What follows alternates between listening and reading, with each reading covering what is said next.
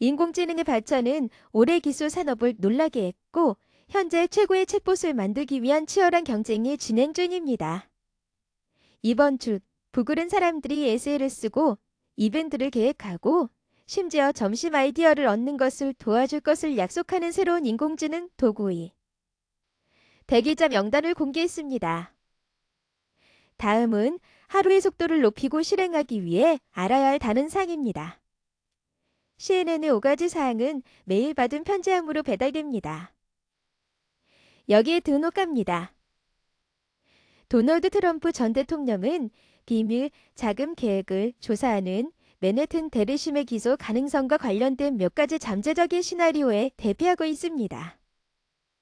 성인 영화배우 스토미 데니얼스에게 조용히 돈을 지불하려는 음모에서 트럼프의 역할에 대한 수사가 막바지에 다다랐다는 징후가 있지만 전 대통령이니 기소될지 또는 그 혐의가 언제 공개될 수 있을지는 아직 확실하지 않습니다.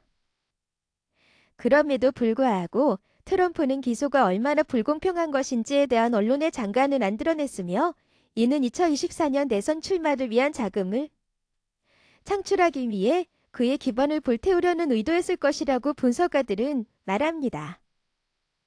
이와 별도로 법무부는 트럼프 대통령이 기밀 문서 조사와 관련된 범죄를 촉진하기 위해 변호인 중 한 명을 사용했다고 연방 판사를 설득했습니다. 이것은 법무부가 트럼프가 범죄를 저질렀을 수 있다는 증거를 가지고 있다고 주장하는 첫 번째 사례입니다. 오늘 늦게 연방주미제도의 사회에서 금리와 새로운 경제 전망에 대한 발표가 있을 것으로 예상됩니다.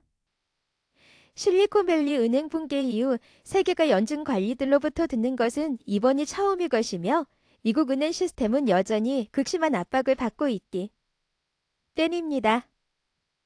만약 연준이 지난 1년간 공격적인 금리 인상 패턴을 따른다면 인플레이션과의 전쟁에 대한 약속을 강조하면서 금리를 25%포인트 또는 25베이시스 포인트 인상할 가능성이 높습니다. 하지만 일부 분석가들은 계속되는 은행 혼란으로 인해 정체 리반자들이 이번에는 금리를 안정적으로 유지하기로 결정할 가능성이 있다고 말합니다. 대부분의 미국인들이 코로나19 백신을 뒤로 미루고 있지만 미국 보건 당국은 현재 감염 위험이 높은 사람들에게 또 다른 이가 부스터를 제공할 뒤 여부를 저울질하고 있다고 심의에 정통한 소식통이 전했습니다. 관계자들은 코로나19를 유발하는 바이러스가 진화했고 기존 부스터로부터의 보호가 약화될 수 있기 때문에 2단계를 고려하고 있습니다. 최근 CDC에 제출된 데이터에 따르면 성인이 업데이트된 부스터를 받은 후 처음 2달 동안 이 주사가 코로나19로 인한 병원 또는 응급실 방문을 예방하는 데 약 50%더 효과적인 것으로 보입니다. 그러나 4개월이 되면 추가 보호율이 30%를 약간 초과하게 됩니다. 영국과 캐나다는 이러한 추세를 인용하여 특정 사람들이 또 다른 이가 부스터를 맞는 것을 허용하기 시작했습니다. 아프가니스탄과 파키스탄에서 파열 규모 5일 강진이 발생해 건물이 파손되고 산사태가 발생해 최소 13명이 사망했습니다. 관계자들은 오늘 파키스탄의 몇몇 주요 도시들과 멀리 인도의 수도 뉴델리까지 진동이 느껴지면서 사망자 수가 훨씬 더 늘어날 수 있다고 말했습니다.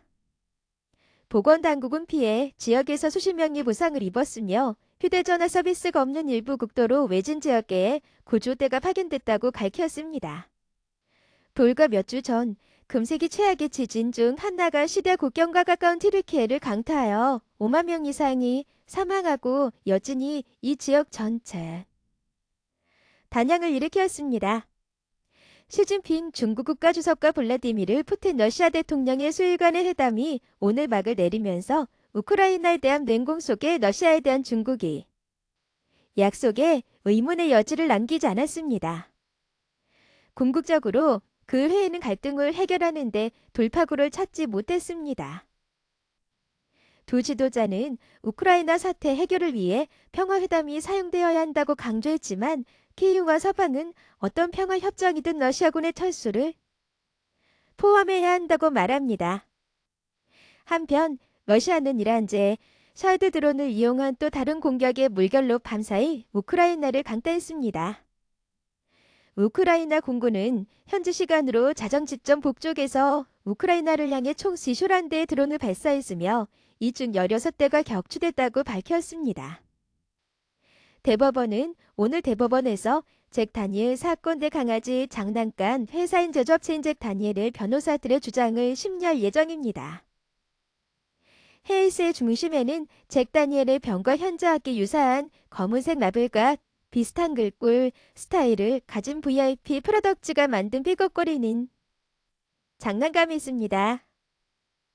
그 증류업자는 그 장난감이 똥을 주제로 한 농담과 함께 그것의 명성을 손상시킨다고 주장합니다.